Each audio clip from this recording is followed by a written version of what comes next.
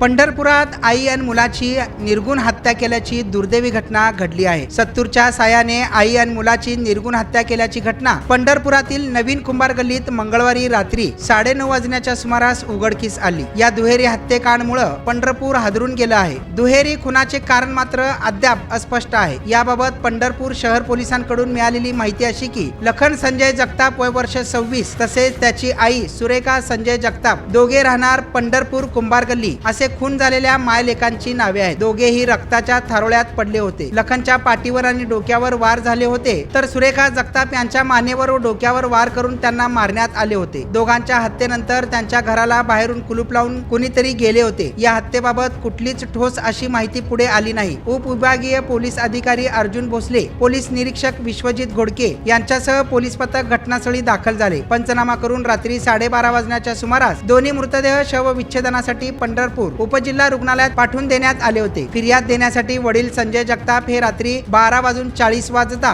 Police ठाण्यात पोहोचले। रात्री 1:30 वाजता हाताचे ठसे घेण्यासाठी फॉरेन्सिक विभागाचे पथक देखील घटनास्थळी दाखल झाले होते। विशेष म्हणजे लखन हा कुरिअर कंपनीत काम करत होता तर वडिलांचा भाजीपाल्याचा व्यवसाय असल्याची प्राथमिक माहिती समोर आली आहे। या घटनेची पंढरपूर पोलीस ठाण्यात नोंद झाली असून रात्री उशिरापर्यंत सर्व प्रक्रिया आणि तपास चालू असल्याचं पाहावयास मिळालं आहे। नेमकं ह्या दोघांचं खून कोणी केला याचा तपास आता पोलिसांना लावणे आव्हानात्मक ठरणार असल्याचं देखील बोललं जात आहे।